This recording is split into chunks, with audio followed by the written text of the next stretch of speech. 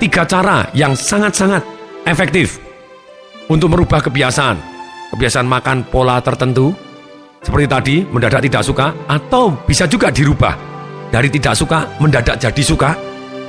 Ada 3 cara yang sangat-sangat dominan, yang saya sampai hari terus mau meningkatkan diri dan terus mau belajar. Cara yang pertama, yaitu kita harus punya alasan yang sangat kuat, atau orang yang mau berubah harus punya alasan yang sangat kuat untuk berubah. Tanpa alasan yang sangat kuat, orang akan sulit berubah. Alasan yang sangat kuat, yaitu penderitaan amat sangat yang tidak terkira penderitaannya, yang terjadi dengan seketika kalau dia tidak berubah. Sedangkan juga akan mendapatkan kenikmatan yang luar biasa, yang amat sangat nikmat, yang seketika kalau dia berubah.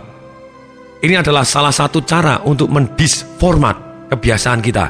Seperti kalau CD yang kemudian kita disformat, kemudian disformat, kemudian jadi clean, kemudian bisa dimasukin program baru, dengan program-program lamanya hilang, kebiasaan-kebiasaan lama hilang. Jadi cara pain and pleasure, berarti pleasure yang amat sangat nikmat kalau dia berubah. Kalau painful sekali, sakit luar biasa kalau dia tidak berubah, itu adalah cara-cara yang sangat efektif untuk melakukan perubahan seketika. Karena sekali lagi, otak kita didesain untuk mencari nikmat, menghindari sengsara. Sedangkan sengsara adalah relatif, nikmat adalah relatif. Sebagai contoh, pada waktu saya bekerja di sebuah bank.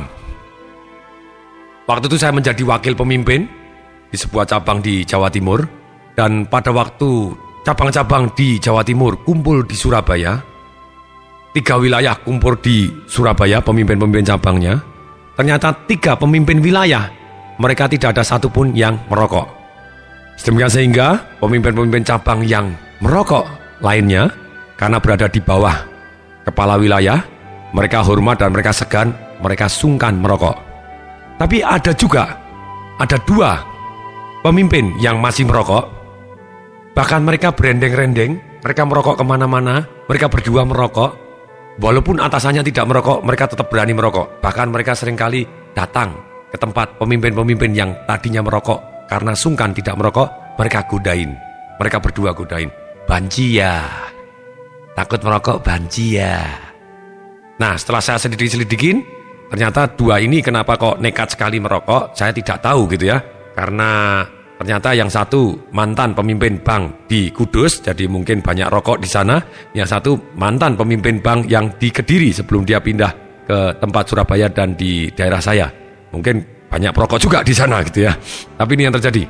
Kemudian satu hari ketika waktu berlalu, ada meeting berikutnya setelah sekian bulan kemudian, saya juga ikut meeting di Surabaya lagi. Kemudian ternyata pemimpin yang dari Surabaya tadi sudah masuk ICU entah berapa hari, saya tidak tahu, mungkin 14 atau 15 hari, berbelas-belas hari di ICU. Tidak bisa bernapas, paru-parunya menolak asap total. Dan kemudian dokter ngomong kepada beliaunya, kamu ngerokok, mati. Nekat ngerokok lagi, mati, saya tidak tanggung jawab. Paru-paru kamu sudah menolak asap. Lihat fotonya seperti ini.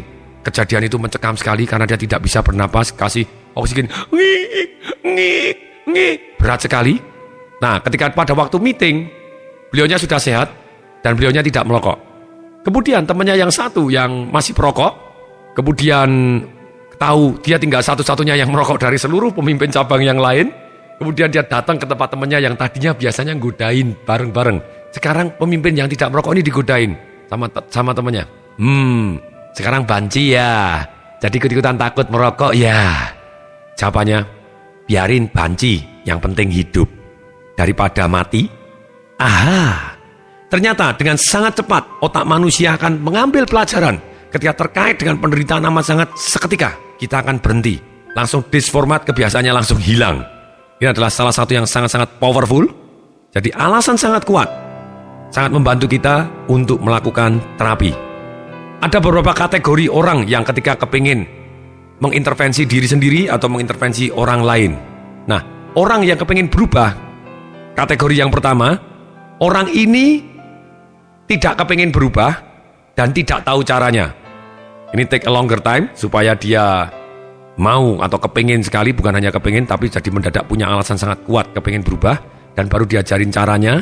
Setelah diajarin caranya karena dia kepingin, baru dia mau berubah. Jadi kategori pertama ini adalah kategori yang paling sulit, tidak punya motivasi untuk berubah dan tidak tahu caranya, dan dia tidak tahu kenapa harus berubah, makanya tidak mau berubah. Kemudian yang kedua, orangnya sudah berminat, sangat berminat, atau punya alasan sangat kuat, tapi dia tidak tahu caranya. Ini paling gampang, begitu kasih tahu caranya, langsung dipraktekkan, jebret, langsung bisa berubah. Yang ketiga, kalau dia sudah punya alasan sangat kuat dan tahu caranya, itu orang yang ketiga, dia bisa berubah kapanpun dia mau, karena dia sudah tahu caranya.